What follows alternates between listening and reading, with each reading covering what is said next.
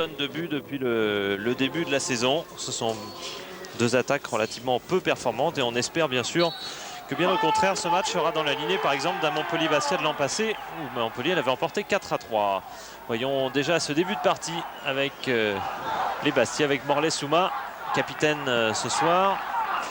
Donc ouverture, on a cherché Koznikou qui s'est heurté à la défense centrale montpelliéraine. Sébastien Pérez qui sort cette balle. Cherchevski qui l'enterre quelque peu. Roll avait essayé de relancer. Et c'est récupéré par Goel. Déjà beaucoup de pertes de ballon. Il va falloir s'habituer à ces conditions de jeu. De Gerville. Moravchik. Essaye d'éliminer Maouvé qui a commis une faute. Avantage laissé à Wilfried Goel. Décale de Gerville qui revient sur son pied droit pour centrer. Et d'entrée, c'est le premier but Bastia. Marqué immédiatement par Ardian Koznikou. Les Montpelliérains n'ont quasiment pas encore touché le ballon et déjà ils encaissent un but du buteur croate Ardian Koznikou sur ce centre de Gerville. Oui, c'est un but magnifique, bien amené.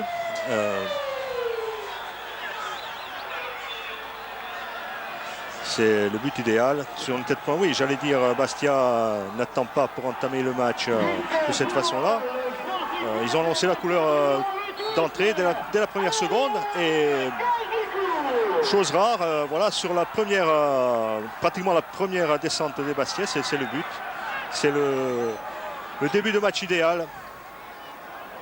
Et ça va encourager évidemment les Bastia dans leur quête d'une éventuelle place européenne. Évidemment, rien n'est fait puisque vous voyez le chronomètre qui est encore à moins de 2 minutes.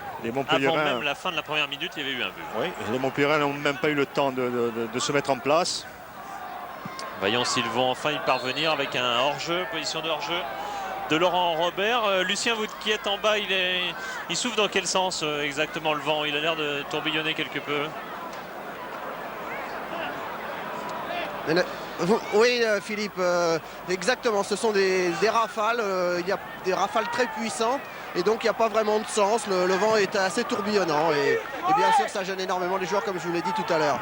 Juste un petit mot pour vous dire aussi qu'à cause en partie du printemps du foot, on a commencé un petit peu avant l'heure fatidique de 20h. Et donc ce soir, Bastia mène à 0 alors qu'il n'est pas encore tout à fait 20h. Donc c'est assez original. Oui. Autrement dit, Montpellier est mené avant même d'avoir commencé le match. On pourrait, Michel Mézy aurait pu, qui est adepte des formules, aurait pu employer ce type de formule pour dénoncer le manque de concentration de son équipe dès le début de la partie. Oui, tout le monde a été surpris et nous-mêmes d'ailleurs. Et ça continue avec Moravchik qui donne à Goel. Le ballon est un peu freiné par le vent, ce qui fait que Goel est à la réception. En tout cas, Martini a repoussé un instant et Koznikou était pas loin d'en profiter une deuxième fois. Eh bien, Bastia est fort dangereux. En 2 actions, ils ont failli quasiment mettre un terme à tout suspense. Oui, les Bastia n'ont pas attendu une seconde pour entrer dans le match. Ils sont entrés directement dès la première touche de balle. Oui, et là aussi... Oui, Goel est trop juste. Robert contre Moravchik. Dans son duel avec Maouvé, prend une fois de plus l'avantage pour lancer Goel.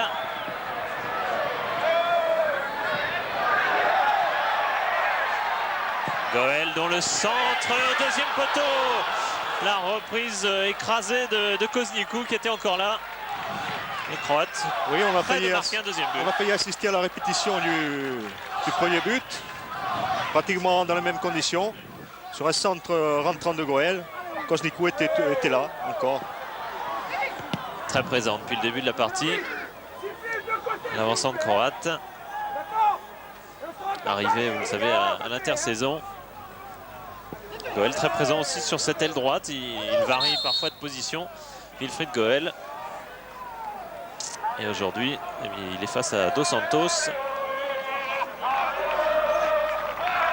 Ah, vous voyez que le temps qui était plutôt beau tout à l'heure, au fur et à mesure que la journée se passe, les nuages accrochent quelque peu les montagnes du Cap Corse notamment. Et le vent, lui, s'engouffre violemment.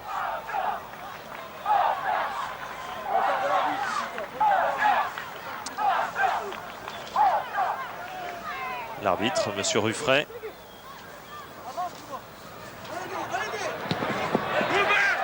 Goël encore sur son côté. Prince n'est pas à la réception. C'est-à-dire que le jeu de tête n'est pas son point fort. Qu'il est rendu de toute façon délicat par le vent qui altère toutes les trajectoires, notamment les centres. Prince pour l'instant n'a pratiquement pas touché un ballon. Regardez ces ballons qui montent au ciel.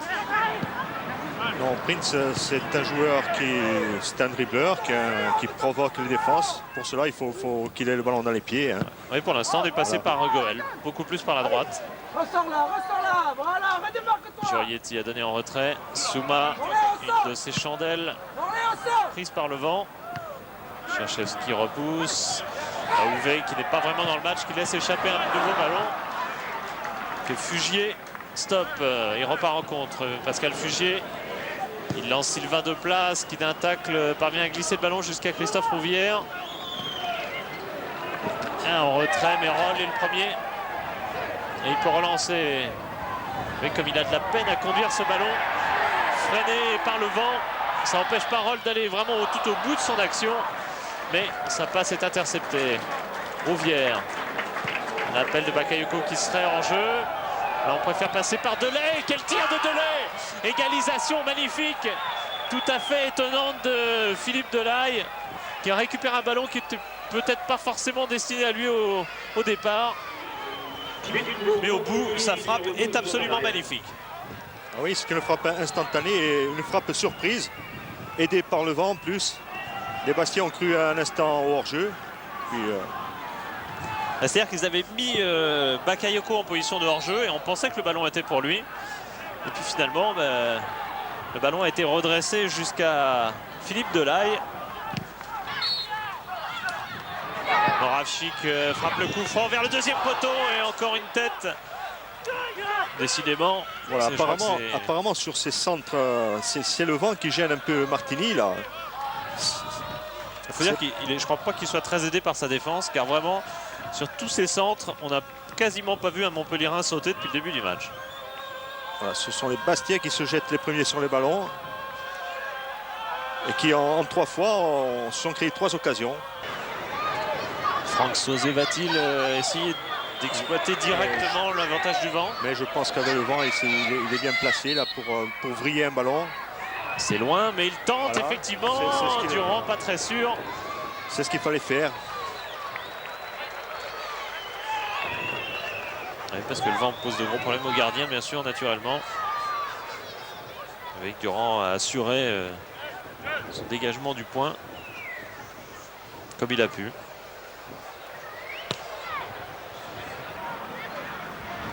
Décidément, on tente de bien loin et plutôt bien fait de la part de Laurent Robert. Une lourde frappe de 35 mètres environ. Ouais, Frédéric Antonetti qui n'est pas content du placement défensif de ses joueurs. Il en veut un petit peu à Jurietti, à Souma, à Svirjeski qui sont pas très bien placés à son goût et il leur demande d'être un peu plus attentifs et de faire très attention au contre Montpellier. Un ballon bien dosé qui peut profiter à Koznikou ou à Prince. Si celui-ci arrive, il a frappé du gauche. Martini a repoussé. Et une nouvelle occasion bastiaise en tout cas.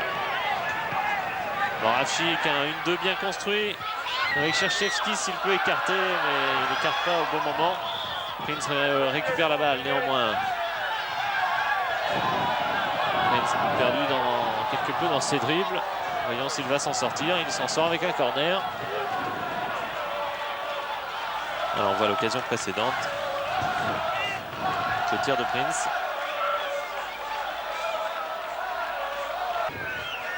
Avec l'avantage du vent, vous voyez, le vent qui pose de gros problèmes puisque Sauzé n'arrive pas à caler le ballon. Donc ça va pas être si facile que ça de bien tirer ce coup franc. Il faudra le tenir le temps de... un peu comme au rugby. Voilà, Sauzé qui enveloppe, ça passe juste au-dessus de la barre de Durand. Vif soulagement côté Bastiais. Par contre, côté Montpellierin, on doit aussi se dire que deuxième mi-temps sera difficile contre ce vent. Oui, il faudra que Montpellier joue un peu, sera peut-être obligé de jouer comme joue Bastia maintenant. De mettre le ballon à terre, de progresser par contre. Là, c'est Montpellier qui joue haut. Ouais, vous voyez que Bastia ne peut pas relancer bien loin. Ils s'en sont bien sortis néanmoins, les Bastiais, qu'on pensait qu'ils étaient partis très fort. On pensait que ça allait être un match qui semblait bien parti, qui semblait facile. Et puis vous voyez que c'est assez très largement redressé par la suite, avec l'aide du vent qui a soufflé en faveur de Montpellier, qui a égalisé. Un partout donc à la mi-temps.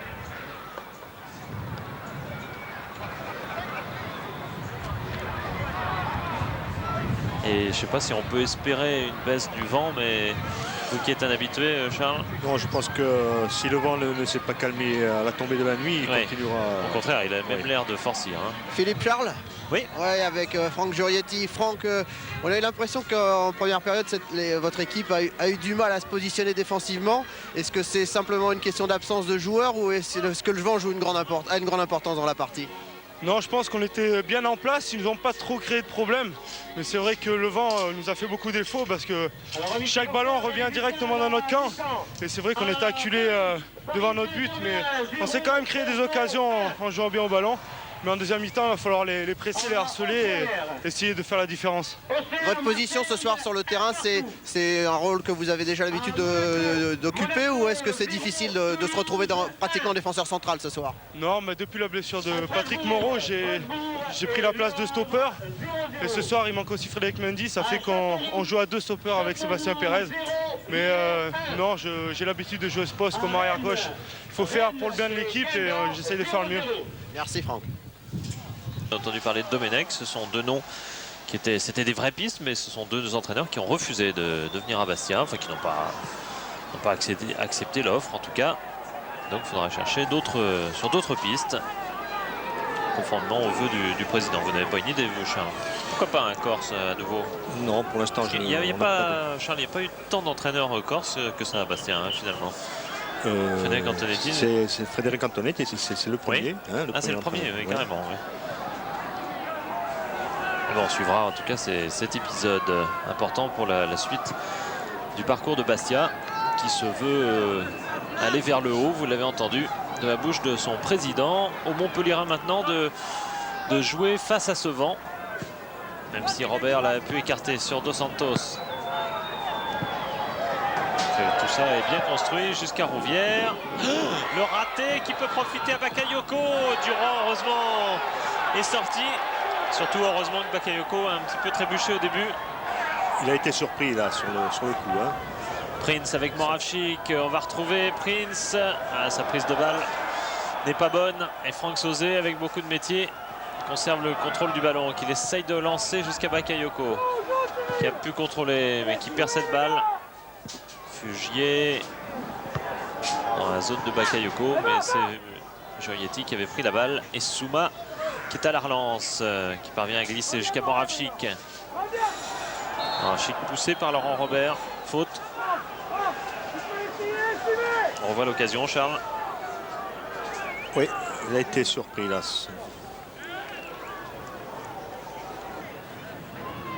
Koznikou, Prince arrache la balle, la recentre avec Souma.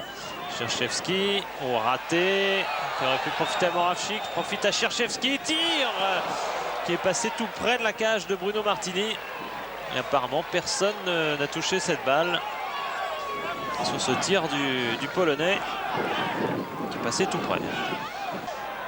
Beaucoup de mouvements qui a permis l'élaboration de cette action, même si le ballon file, De Gerville va le récupérer. Du mouvement, c'est celui de Pérez. C'est encore celui de Moravchik ou de Goël. Bonne sortie de Franck Sauzé, impeccable dans son rôle de libéraux ce soir. Le centre, trop près du but de Martini, mais trop près. C'était vite dit, car ça aurait aussi bien pu se transformer en tir. Oui, c'était pratiquement un centre-tir. Et Martini a très bien fait, vu la violence de la balle, très bien fait de la dévier en corner.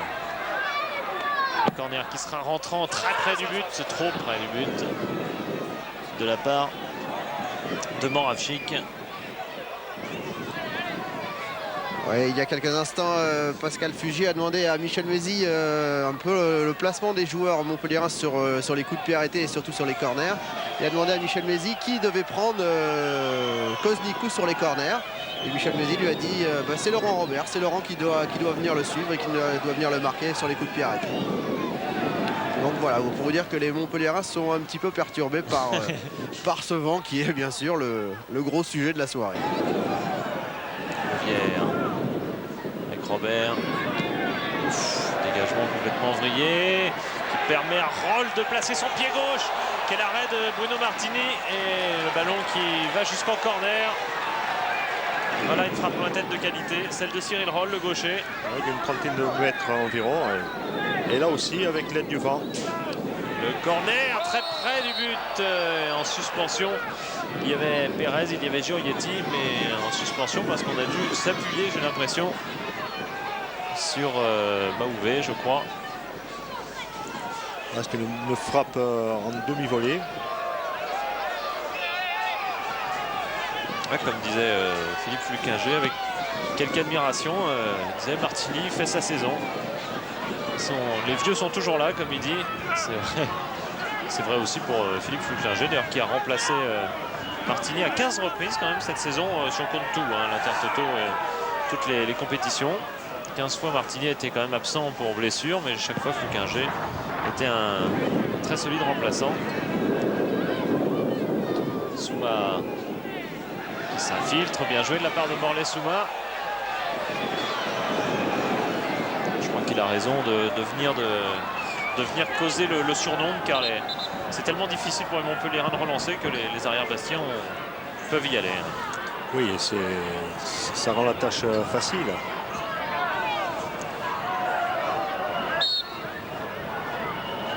Une longue touche qui arrive pleine surface avec Koznikou qui a réussi à se retourner, que c'est bien joué de sa part, c'est mal repoussé Goël, et le deuxième but inscrit par Lubomir Moravchik, 2-1 pour Bastia, qui a profité de cette action certes confuse mais qui était aussi plutôt bien construite. Une belle occasion offerte par Koznikou au départ. Ah oui, c'est bien sûr dans ce cafouillage. Voilà, la balle revient sur Moravchik en très bonne position et assez facile.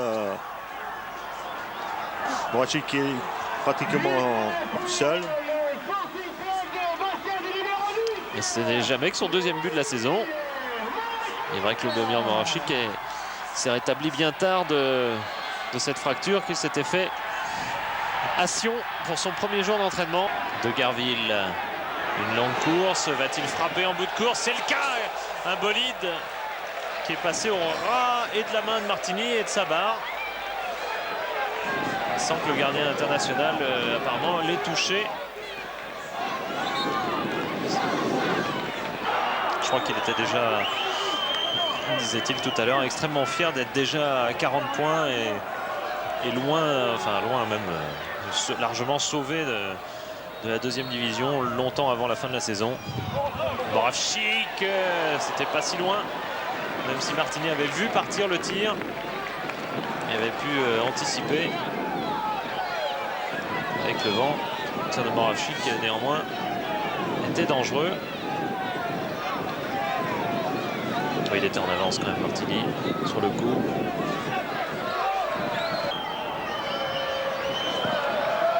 Longue balle qui s'approche immanquablement du but montpelliérain et qui aurait pu être fort dangereuse sur cette déviation de la tête de Jestrovic, je crois, qui aurait pu servir Cherchevski. Ou que ce ne soit l'inverse du reste.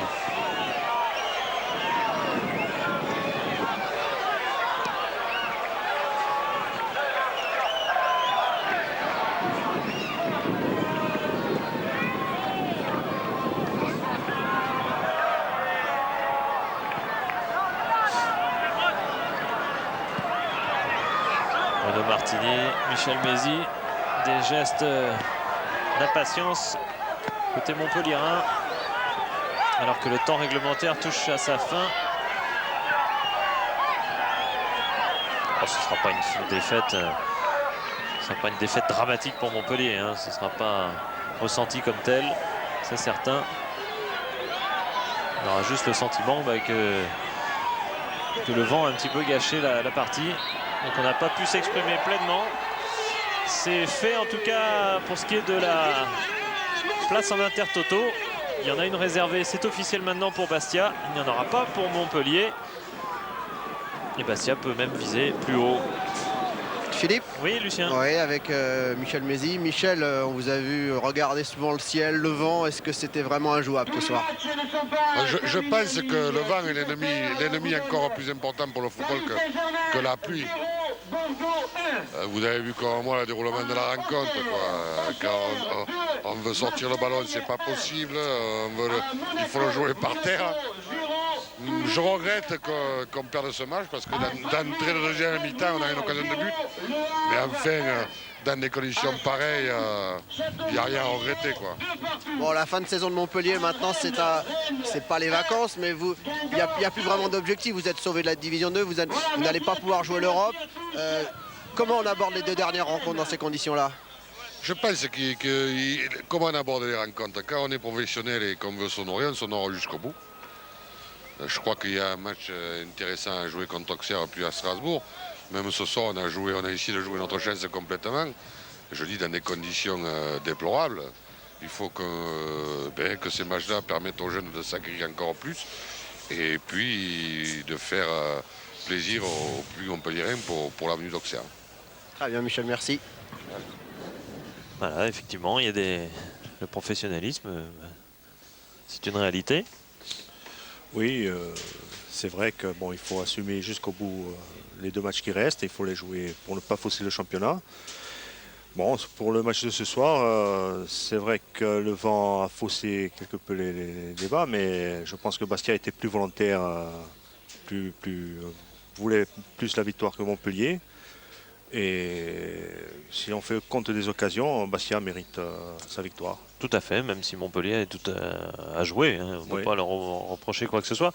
Le temps qu'on aille dans les vestiaires, peut-être Thierry, a-t-on le temps de passer la bande-annonce cinéma sur les programmes de kiosque à l'heure actuelle, avant de revenir sur les vestiaires, Frédéric. Comment ça s'est passé ce match? C'était vraiment avec Michel, on a parlé avec Michel Mézy du vent, bien sûr de l'importance du vent, mais ça a été quand même difficile de battre cette équipe de Montpellier. Vous savez, je ne suis pas le seul à le dire, mais le vent est l'ennemi du footballeur. Moi, je serais partisan le jour où il y a du vent comme ça de reporter le match. Parce que je préfère jouer sous la pluie, parce que le footballeur ne peut pas jouer avec le vent. Maintenant, je dirais que sur la première mi-temps, on a peut-être mieux ressorti les ballons que Montpellier, et donc à partir de là, la victoire est méritée. Mais les conditions étaient très difficiles, il était difficile de faire un bon football. On a peut-être su s'adapter un peu plus au vent. Alors ce soir, votre équipe est qualifiée en tout cas déjà pour qualifier pour l'Intertoto. Est-ce que c'était un des objectifs majeurs de l'équipe de Bastia pour cette saison? Je ne sais pas si on est qualifié encore, parce qu'il faut que je vérifie si Paris ne rentre plus dans les 7 premiers, parce qu'ils ont perdu chez eux. Donc il faut être très très vigilant dessus. Mais si on est qualifié 2 fois de suite pour l'Intertoto, c'est une bonne chose à 2 journées de la fin. Ça veut dire que le club est stable, c'est-à-dire qu'il y a une continuité. Et puis cette Coupe Intertoto permet d'entrevoir la saison prochaine avec une compétition qui est somme toute intéressante. Nous on l'a gagnée l'année dernière et on a fait 2 tours en Coupe UEFA. Auxerre était vainqueur avec nous puisqu'il y a 3 vainqueurs et ils sont arrivés en quart de finale. Et Bordeaux il y a 2 ou 3 ans avait gagné encore cette Coupe Intertoto et est arrivé en finale. Et donc je pense que c'est une compétition intéressante, surtout pour les clubs à faible budget comme le nôtre. Ça permet de toucher un petit peu à l'Europe et de progresser. Et puis en plus, comme cette année à la Coupe du Monde, ça ne fait pas repartir trop tôt, donc c'est une très très bonne chose. Maintenant, si on peut finir 7e, on ne va pas s'en priver. Et j'ai dit aux joueurs de gagner ce soir, et puis le dernier match, on allait tout faire pour essayer d'accrocher cette place directe UEFA. Mais il faut que je vérifie quand même le positionnement de Paris. Si Paris n'est plus dans les 7 premiers, qu'est-ce que ça donne? Alors, juste un dernier mot, puisque là, votre départ est annoncé pour la fin de la saison. Est-ce que, là, il reste 2 matchs à jouer, il va rester le dernier match se jouera à Bastia. Est-ce qu'il y aura une émotion particulière pour vous? Est-ce que ça va vous faire drôle de quitter Bastia? Déjà, vu la date qui se rapproche, ça me fait drôle. Il y a beaucoup d'émotions qui arrivent. Et je pense que le dernier match, je ne serai pas en train de vous parler parce que je n'ai pas envie de pleurer devant tout le monde. Merci Frédéric. En tout cas pour l'instant, il arrive encore à en sourire, mais c'est vrai que c'est quand même une aventure pour un Corse de partir au Japon, non, Charles? Ça vous impressionne, non? Oui, je l'ai déjà dit, c'est une récompense. Et puis, ce que je peux dire, c'est qu'on peut remercier Frédéric Antonetti d'avoir mené l'équipe de Bastia où il a mené, hein, d'avoir disputé quasiment 4 ans à la direction de cette équipe. 4 ans à la direction avec des résultats constants. ascendants. Donc, il faut tirer. Je tire mon chapeau. À votre voisin, à mon presque, voisin, de village. Exactement. Lucien, toujours. Oui, avec Wilfried Goel. Wilfried, la première mi-temps vous a bizarrement plus vu qu'au cours de la seconde. Est-ce que le vent vous a plus perturbé alors que vous aviez l'avantage, enfin le vent soufflait pour vous en seconde période? Comment expliquez-vous ce phénomène? Même pour les attaquants, contrairement à ce qu'on pourrait penser, je pense que quand on joue contre le vent, c'est plus facile. Parce que les ballons en profondeur sont plus ou moins dosés, mais sont toujours plus ou moins freinés aussi. Donc il y a toujours une possibilité de rattraper le coup, comme on dit. Et en deuxième mi-temps, à partir du moment où le ballon est moyennement dosé, ça part et après c'est incontrôlable, c'est difficile à jouer. Donc c'est vrai que pour nous, les attaquants, c'est préférable de jouer contre le vent, tout simplement. Alors là, ce soir, la victoire, c'est ce que je disais avec Frédéric Antonetti, c'est pratiquement une nouvelle qualification pour la Coupe Intertoto. Est-ce que c'est le sentiment, vous avez le sentiment d'avoir accompli une bonne saison avec cette qualification? C'était l'objectif de début de saison. Maintenant, il a accompli à 2 journées de la fin. Je crois que c'est une satisfaction. Maintenant, il reste encore un ultime espoir d'accrocher l'Europe. Et bon, c'est en essayant de gagner les 2 prochains matchs. Je sais que ça sera très difficile, puisqu'il y a un déplacement difficile à Lens la semaine prochaine. Mais bon, on est une équipe de Bastia, on peut toujours surprendre, on a l'habitude. Donc je suis relativement confiant et pourquoi pas, je dirais. En tout cas, bravo. Merci et bonjour à la famille de Cherbourg. Mais c'est vrai qu'il a fait du chemin, Wilfried Goel, pour arriver là, de Cherbourg à Valenciennes. Oui, il est bien rentré dans le oui, enfin, c'est vrai qu'à Bastia, il est bien rentré dans le contexte corse. Hein. C'est un battant, un joueur qui est en vue. Et c'est pour cela qu'il est arrivé à ce niveau, parce qu'il s'est carrément adapté au style corse. Vous voulez dire que pour venir en Corse, il faut un certain style quand même. On est plus facilement admis si on a un certain style de jeu. Disons qu'en Corse, on veut des joueurs qui se battent, surtout. Hein, et bien sûr, il faut quand même un niveau technique de base. Mais surtout, on veut des joueurs qui se battent. Et Durand aussi s'est bien adapté à Bastia. Bastia. On va aller voir le gardien de but de Bastia. Eric, est-ce que la première question qui nous paraît importante, c'est quel est le rôle du vent et pour un gardien de but, est-ce que c'est très difficile pour les trajectoires, pour les dégagements, ça doit être très difficile à jouer? Ce soir, je dirais presque que c'était injouable. Le mieux, ça aurait été de pas jouer, je crois, vu les conditions, parce que le vent était vraiment trop fort. Le gardien est scotché sur sa ligne et il attend que la mi-temps se passe. Il peut pas intervenir sur aucune trajectoire vu qu'elles sont toutes faussées. Alors bon, la seule chose, c'est d'essayer de ne pas prendre de but de casquette et de rester sur sa ligne, attendre la fin de la mi-temps. Alors ce soir, c'est un match qui était important pour l'équipe de Bastia, mais quand Montpellier a égalisé sur la frappe qui était accentuée par le vent, qu'est-ce que vous êtes dit? Parce qu'il y a eu d'autres frappes, il y a eu Franck Sauzé, il y a eu Robert tout qui frappait. Quel est votre sentiment dans le but? Qu'est-ce que vous espérez à ce moment-là? Faut espérer qu'elles ne soient pas trop loin de nous, les frappes, pour qu'on puisse intervenir, parce que vu que la vitesse est très accentuée, c'est le seul moyen pour qu'on arrive à faire quelque chose, c'est qu'elle ne soit pas trop loin. Alors là, on en parlait tout à l'heure avec Wilfried, avec Frédéric. C'est une nouvelle qualification pour l'Intertoto. Est-ce que c'est une compétition qui vous intéresse, puisque c'est une possibilité de se qualifier pour l'UEFA? Est-ce que c'est important pour vous de jouer cette compétition? Bien sûr, quitte à gagner quelque chose, même si c'est petit, on aura toujours gagné quelque chose cette année. Et quand on sait les joies que ça nous a procuré l'année dernière, on est très content de se qualifier pour cette coupe. Et bravo. Oui, alors il faudra vérifier ce que disait Frédéric Antonetti. J'avoue que je n'ai pas étudié le règlement de façon précise. Il faudra étudier un peu tout pour être sûr que cette place est qualificative. Si Paris effectivement déplace un certain stade, enfin bon, on gardera les calculs pour la fin, je pense. Ce sera aussi simple. Si Lucien est... le programme tout simplement des Bastia, c'est quoi Lucien exactement? C'est pour le rendez-vous avec le kiné. Oui, c'est le lundi, rendez-vous 16h, Durand, Pérez de Guerville, vous devez le voir à Donc l'antenne. c'est pour les soins. Je suppose, oui, je vais me renseigner. Oui, parce que c'est peut-être Qu'est-ce un que c'est exactement? décrassage. C'est pour les soins, c'est quoi? C'est un décrassage particulier? C'est voilà, c'est massage, c'est marqué. Ah, c'est massage. Ah, c'était marqué. faut Voilà, lire, c'est les massages. Lundi, massage, voilà. Voilà, Et nous, vendredi, ravioli. Bon, vous n'y êtes pas, Philippe, hein, vous n'êtes pas le droit au massage. dommage, tant pis. Bah ouais. On vous fait une petite pause, Lucien. On va juste vous donner le programme et puis on aura peut-être le temps pour une dernière interview. Le programme de la prochaine journée de. Exactement.